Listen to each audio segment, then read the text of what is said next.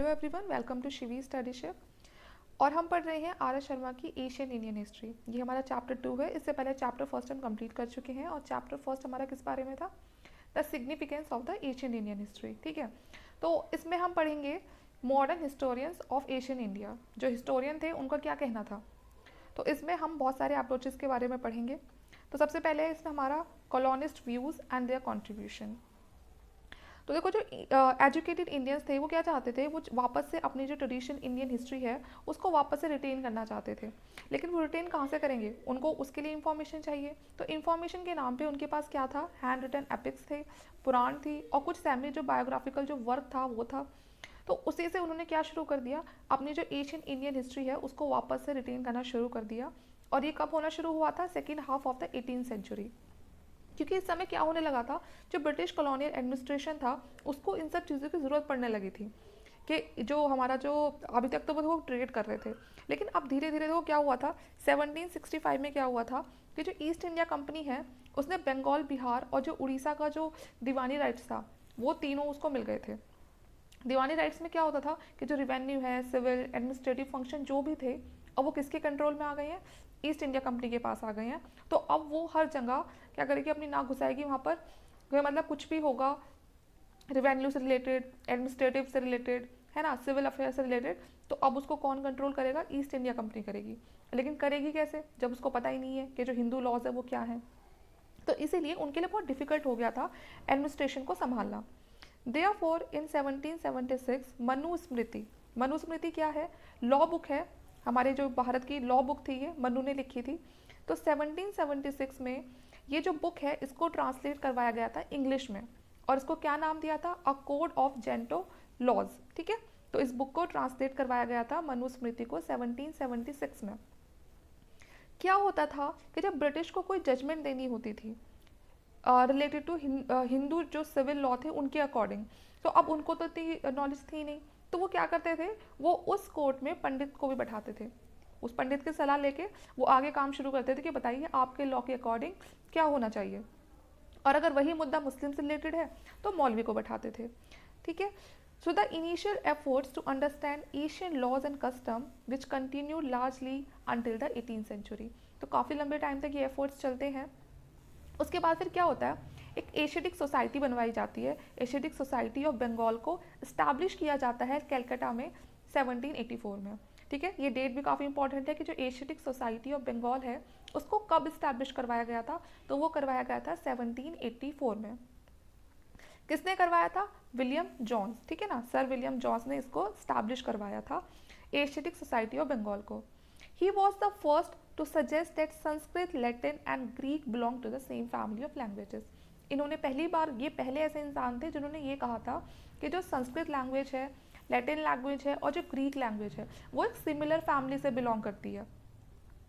He also translated the play name known as the Abhijnana Shakuntalam into English in 1789। India में एक बहुत ही famous play था अभिज्ञान शकुंतलम, इन्होंने इसको भी ट्रांसलेट करवाया था इंग्लिश में। कब करवाया था, 1789 में। भगवत गीता को भी, भगवत गीता सबको पता है कि एक बहुत ही ज़्यादा हिंदू रिलीजियस टेक्स्ट है जिसको भारत में बहुत ज़्यादा माना जाता है, तो इसको भी इंग्लिश में ट्रांसलेट करवाया था विल्किंस ने 1785 में।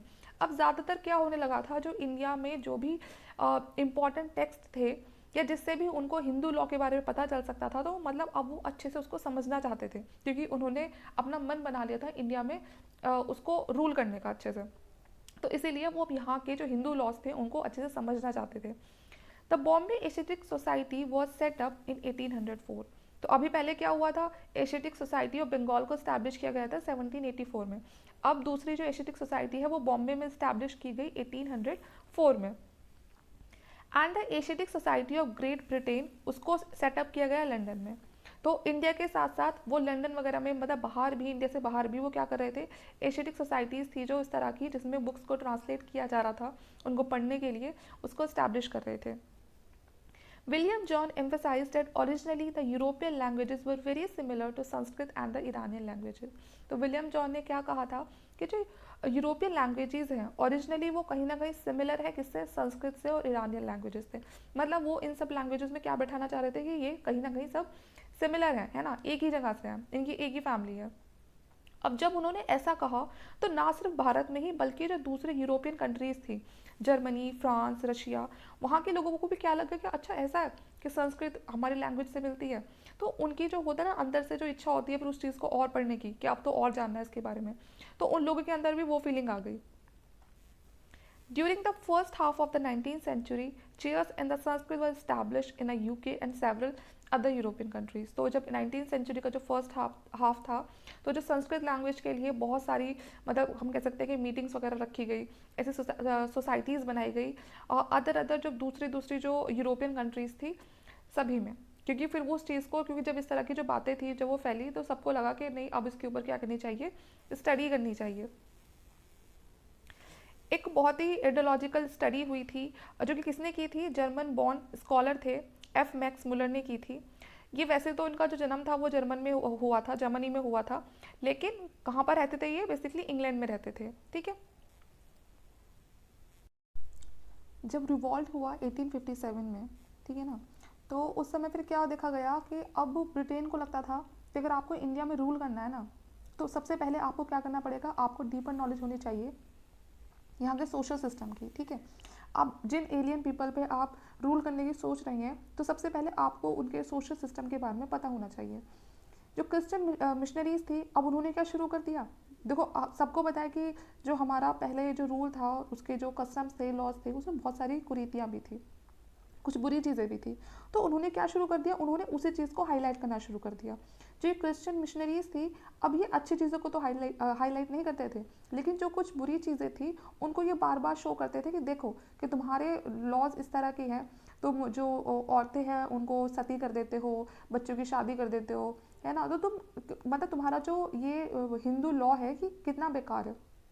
तो इस तरह की वो चीज़ें वो बार बार शो करते थे कि कहीं ना कहीं वो लोगों का ब्रेन वॉश करना चाहते थे और उनका जो रिलीजन है उसको चेंज करवाने में लगे थे। To meet this need, Asian scripture were translated on a massive scale under the leadership of Max Muller. अब क्या हुआ, जो मैक्स मुलर थे वो लगे हुए ही थे, जितने भी एशियन स्क्रिप्चर थे वो उसको ट्रांसलेट करवाने में लगे हुए थे जिससे कि वो ज़्यादा से ज़्यादा चीज़ों को जान सके।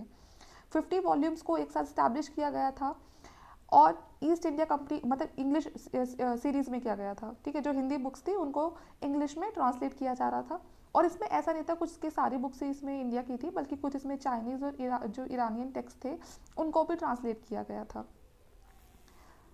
आगे देखते हैं। In the introduction to this volume, the books based on them, Max Muller and other Western scholars were certain generalization about the nature of Asian Indian history and society. अब इन लोगों ने क्या शुरू कर दिया, अब ये सब चीज़ें पढ़ तो रहे थे तो ये सिर्फ ये इन्हें ना कोई जानने वाने की इच्छा नहीं थी, बस ये तो ये चाहते थे कि उनमें से उन चीज़ों को पढ़ के उनमें से कुछ बुराइयां निकाले और बस उन्हीं को बुरी तरह से फैला दे। उन्होंने अब सबसे पहले क्या बताया कि हिस्ट्री तो है इंडिया के पास, जो उसकी हिस्ट्री है वो लिखी हुई तो है, लेकिन उनके उनके हिस्ट्री में ना कोई सेंस नहीं है, उन लोगों को ना लिखना नहीं आता सही से, क्योंकि उनकी जो टाइमिंग है वो बिल्कुल सही है ही नहीं, टाइमिंग के हिसाब से तो उन्होंने कुछ किया हुआ ही नहीं है, कोई बस ऐसा लिखा हुआ है कि ये चीज़ बुद्ध के जन्म से पहले हुई, ये बुद्ध के बाद हुई, है ना, कोई डेट टाइमिंग जैसी तो कुछ चीज़ें है ही नहीं। और यहाँ पर काफ़ी डिस्पोटिक रूल था कि मतलब तानाशाही रही है शुरू से, लोगों की नहीं सुनी गई है, एक तानाशाह बैठ जाता था जो चीज़ें अपने हिसाब से कंट्रोल किया करता था।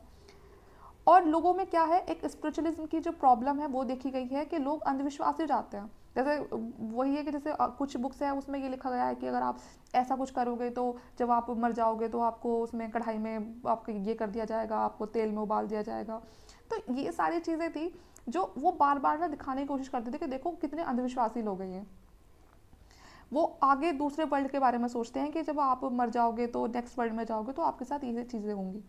The Western scholars stressed that Indian had experienced neither a sense of nationhood nor any form of self government. तो वो क्या बोलते थे, वेस्टर्न स्कॉलर थे जो वो बोलते थे कि इंडियन जो लोग हैं ना उनके पास कोई एक्सपीरियंस नहीं है नेशनहुड का, है ना, और ना ही कोई सेल्फ गवर्नमेंट जैसी कोई फॉर्म रही है इंडिया में, कि ना तो उनको खुद से रूल करना आता है, ना उनके अंदर कोई जो राष्ट्र भावना होती है, ना कुछ इस तरह की कोई उनके अंदर भावना थी।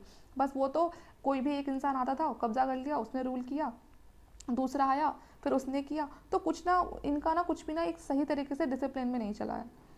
इस तरह की जो जर्नलाइजेशन है वो सबसे ज़्यादा देखी गई है। जो एक बुक लिखी गई थी अर्ली हिस्ट्री ऑफ इंडिया, ये किसने लिखी थी, विंसेंट आर्थर स्मिथ ने लिखी थी। इसमें उन्होंने यही सारी चीज़ें लिखी हैं और इसको ये बोलते हैं कि ये पहली systematic history of Asian India है, ठीक है। तो अपनी बुक है तो अपनी बुक के बारे में ये अच्छे से बोलेंगे ही। His book, which was based on an in-depth study of the available sources, give primacy to political history। तो इस बुक के में कहा जाता है कि ये जो इसमें काफ़ी ज़्यादा डीप स्टडी की गई है इंडिया के बारे में। हालांकि इस बुक में जो 1/3 पार्ट है वो किसके बारे में है, वो अलेक्जेंडर के इन्वेजन के बारे में ही है कि अलेक्जेंडर कब आया, उसने क्या किया। तो ज़्यादा चीज़ें इसमें इस चीज़ के बारे में लिखी हुई है।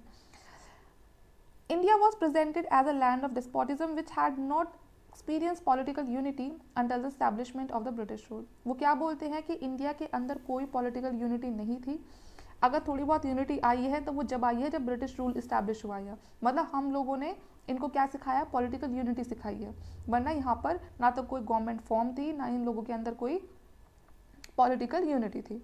तो कमियों पे कमियां निकाल रहे थे वो लोग। आगे है कि in some British interpretation of Indian history serve to denigrate the Indian character and achievement and justify colonial rule. तो बेसिकली वो क्या करना चाहते थे ये सब चीज़ें बोल के कि वो जस्टिफाई करना चाहते थे कॉलोनियल रूल को, कि अगर हम तुम पे रूल कर रहे हैं ना तो ये तुम्हारे लिए अच्छा है, वरना उससे पहले तो तुम्हें आते ही क्या था। In comparison to Chinese, Indians did not show any strong sense of chronology, although in the earlier stage। और वो बोलते थे कि मतलब अगर हम चाइनीज़ को और इंडियन को कंपेयर करते हैं तो जो इंडियन है उनके पास कोई स्ट्रॉन्ग सेंस नहीं था क्रोनोलॉजी का।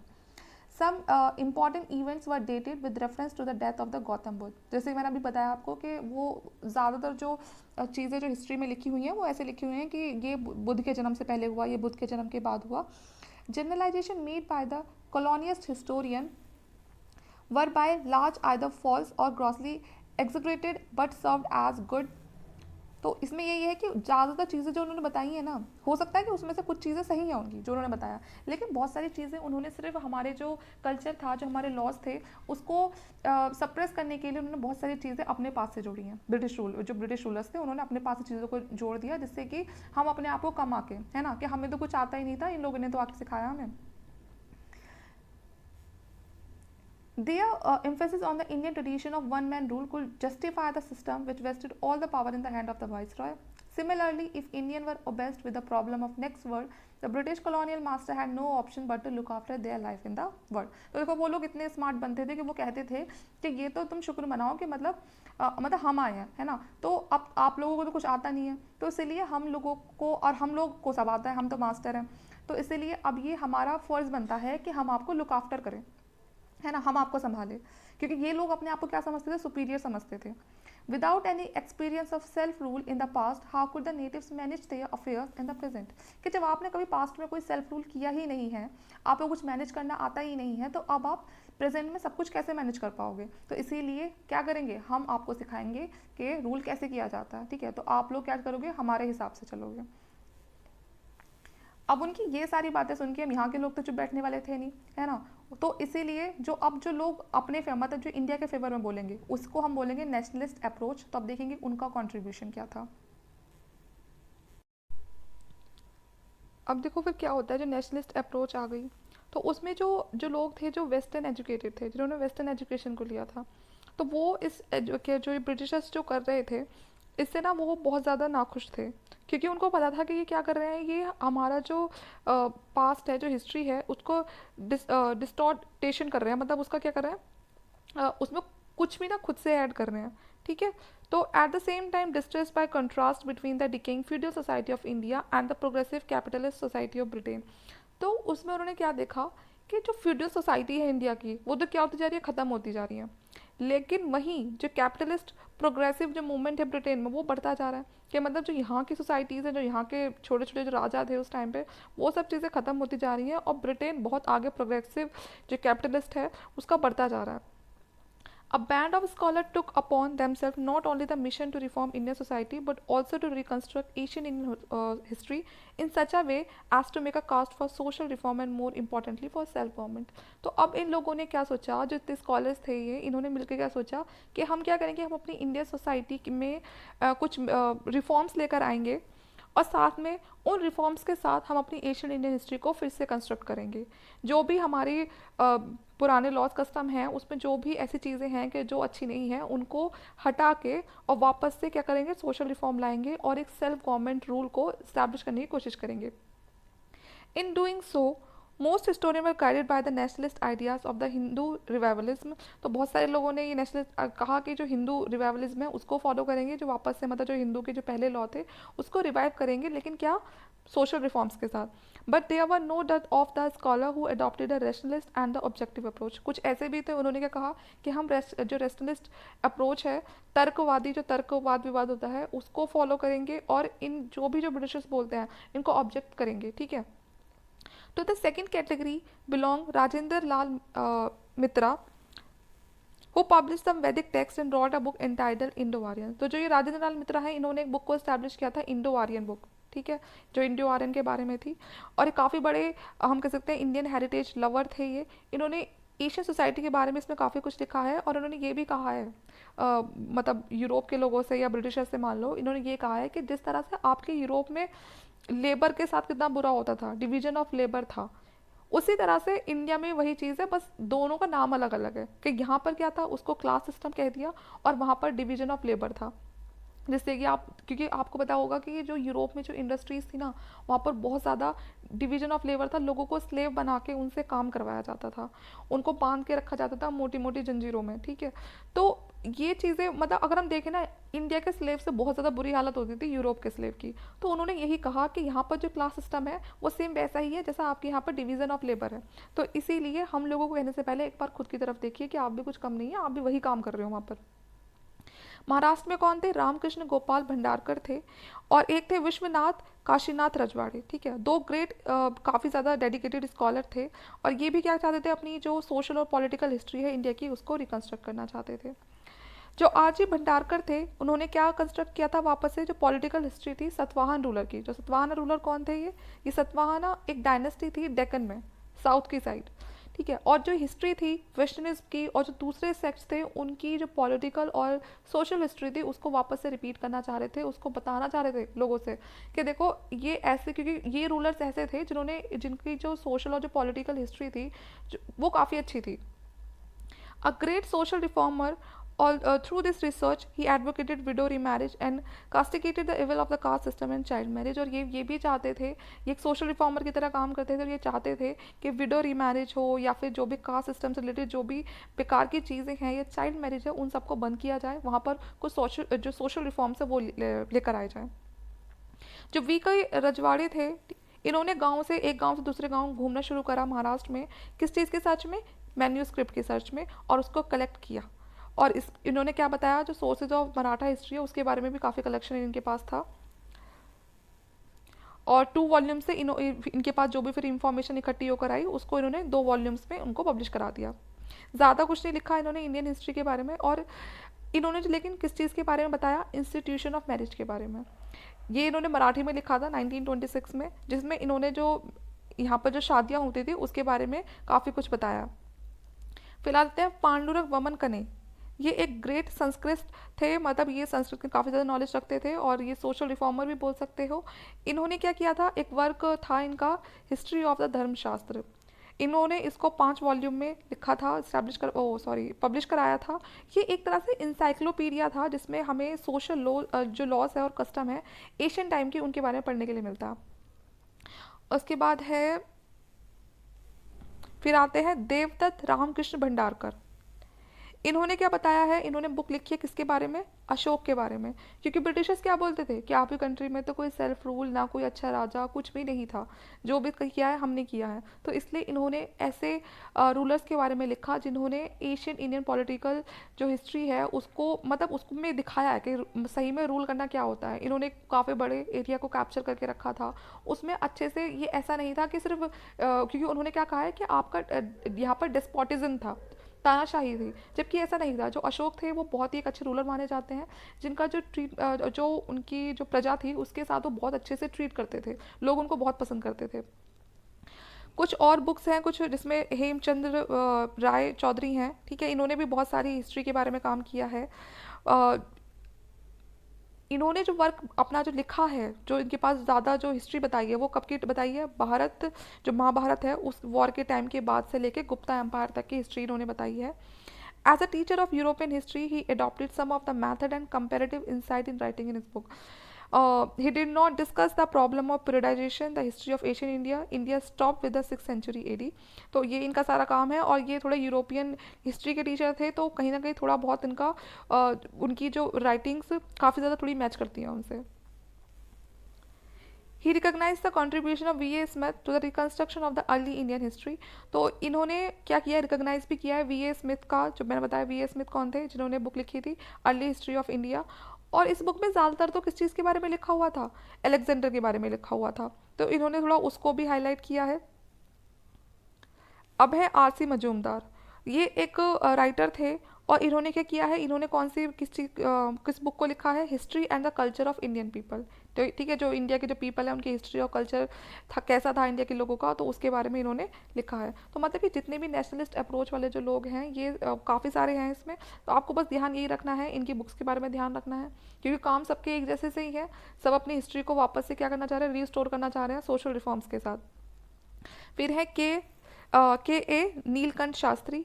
इन्होंने क्या किया था, आ हिस्ट्री ऑफ एशियन इंडिया के बारे में लिखा था. और ज़्यादातर जो हमारे पास जो लीडर्स आते हैं वो ऐसे थे कि जिन्होंने नॉर्थ के बारे में बताया था, लेकिन जो जे नीलकंठ शास्त्री हैं, इन्होंने साउथ के बारे में भी कुछ लिखा है, आ हिस्ट्री ऑफ साउथ इंडिया. आगे देखते हैं. फिर बस ये कहा गया है कि किस तरह से इन्होंने वहाँ के कल्चर के बारे में बताया है ना, और जो डायनेस्टीज थी साउथ इंडिया की, उसके बारे में इन्होंने काफ़ी कुछ लिखा है उस बुक में. तो until 1960 a political history attracted the largest number of Indian scholar. तो 1960 तक जो पॉलिटिकल हिस्ट्री थी इंडिया की, जब इतनी ज़्यादा लोगों के सामने उसको रखना शुरू कर दिया, उसके बारे में बताना शुरू कर दिया, तो बहुत सारे जो इंडियन स्कॉलर्स थे वो उस चीज़ से अट्रैक्ट हुए. Those who wrote history at a pan India level were inspired by the idea of the nationalist, in contrast to the book of the V.A. Smith, who devoted almost third part of the total space to Alexander invasion.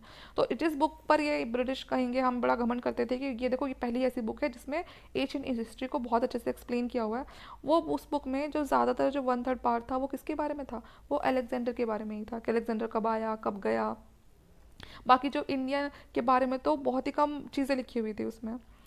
They stress the importance of dialogue of Porus with Alexander, है ना. तो कैसे जो Alexander था उसकी porous के साथ बातचीत हुई, फिर चंद्रगुप्त टाइम के टाइम पे भी वो आया था. तो वो फिर कैसे उसने अपना जो सेलिकस जो निकेटर था उसको चंद्रगुप्त के कोर्ट में भेजा. तो ये सब चीज़ें उसमें लिखी हुई हैं.